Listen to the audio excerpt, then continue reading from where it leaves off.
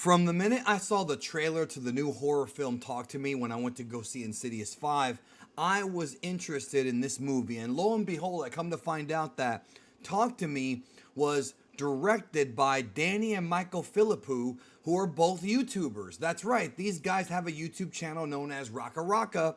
They've been around since 2013, and it's always a nice feeling when you have a content creator who started on YouTube and then eventually transitioned from making videos on this platform to moving on to doing actual films. Chris Stuckman's doing a movie right now. Obviously, you got guys like David Sandberg who started off doing, YouTube videos and shorts and has been able to transition that into doing like actual horror films. That's the guy, of course, who did movies like Shazam, Shazam 2, Lights Out, etc. And this is the next wave of content creators that started on YouTube. So the premise of this movie really, really got me hooked. And after seeing it now, I have to say it's a really fun little horror film and one that is atmospheric. I think it's got a great pace. It's not perfect. There are issues here, which I'll discuss here in this review. But overall, I liked the idea behind this. They took some concepts from other classic horror tropes and kind of reinvented them. Going into this film, I assumed wrongly it was going to be one of those monkey's paw type of movies where you make a wish to the monkey's paw, which is like this hand, and it grants your wishes, but it twists them. So if you ask to to have something good happen or positive happen, or you end up rich or something, there's always a catch. You've heard this from probably multiple different stories, and that's not really what they did. Although the prop of the hand certainly was in the same vein.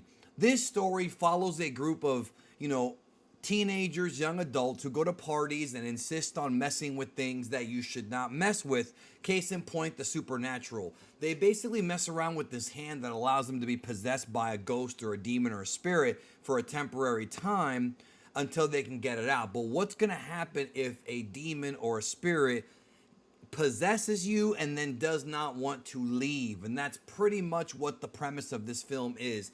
This film really shows you don't mess with supernatural stuff. Even if you don't believe it, even if you think a Ouija board can't hurt you, it's best to stay safe and not mess with it. And this movie was kind of, in a weird way, I'm shaking my head because these characters are so naive and dumb sometimes. They know that something bad's happening. They know that this is a scary situation, and yet they keep going back to doing the same thing over and over again with no resolution. And as they say, if you do something over and over again expecting a different result, that's on you. Now, that in a way somewhat made the characters feel dumb, but also because they're such young adults, when we're young adults, we do dumb things. So it didn't really take me out of the film. I think the only real writing problem that bothered me was it fell into that trap a lot of horror movies fall into where the protagonist figure things out just by thinking about them for a couple of minutes, and there's not really that sense of discovery. They just know. They just want to try something and not don't even think about the consequences. They don't even think about what's going to happen, and that's kind of the moral of this story. But atmospherically, I think it works. I think the editing by Jeff Lamb is phenomenal. I got to give them credit. The film is very well edited, both with the way it does its audio and visuals. I'm not going to sit here and say it's up there with movies like Smile or Hereditary. I wouldn't put it to this I guess it does count as new horror, but I wouldn't put it in that category as far as the quality and how disturbing the movie is. But there are definitely a handful of scenes in the movie that are disturbing, and as the plot unfolds, you are kind of trying to figure out what's going on with the main character. And that to me is what makes a good horror movie. When you sort of have little bits of truth revealed to you little by little until you finally figure out just what the heck is going on. And in this film, it definitely does that to a T, and that to me is a big sign of a horror movie having a good story. And so the story is great. Sophie Wilde plays the main character, Mia, who is pretty much close friends with the other characters, but winds up getting a little bit too addicted to this demonic or spiritual possession, and then it ends up tying into a lost loved one, which leads her down the rabbit hole of terror. Now, if you have ever lost someone you care about, whether it be a parent, whether it be a brother or sister, or even a close friend or a pet, you can relate. You can relate that feeling of wanting to talk to your, lost loved one more time. That desperation, that sort of, when you look at Mia's character, she sees this as a possible opportunity to speak to her fallen loved one who she misses, who she cries about.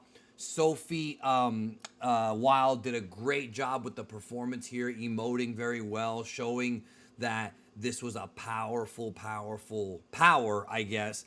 But once again, whenever you're dealing with anything spiritual, it's going to mess with you. And there are different aspects of this movie that borrow from other films. Obviously, there's a little bit of exorcism stuff in this film.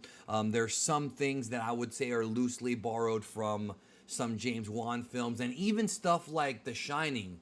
There's a couple of scenes that kind of remind me of that. So they took the different aspects of horror that worked and just put it together, and there you go, made this movie. Originally, this movie was made in Australia and was shown in the Australian film festivals till it eventually made it to the 2022 Cannes Film Festival, where it screamed, blah. I was going to say screamed and streamed, but no, it's screened, excuse me, in front of an audience, and now it's finally out in theaters in the United States and some other parts of the country, or other parts of the world, that is. So if you are in the mood for a good little horror flick, check it out. Again, it's in 90 minutes, 95 minutes-ish, nice and tight, didn't spend too much time on things that didn't matter. It has a bit of a slow start and doesn't really kick into effect until about 25 minutes into the movie, but for a first effort, for a first movie from Raka Raka, I think this was good. I think that a lot of filmmakers, when they make their first movie, they're not going to succeed to this degree as well as they did. So I do look forward to seeing what their imagination can give us in future films. But it's definitely a great opening movie. If they want to keep doing movies, I look forward to seeing what they come up with. That's it, y'all. What did you think about Talk to Me? Let me know down below. I enjoyed it. And I'll talk to you in the next video. Stay tuned.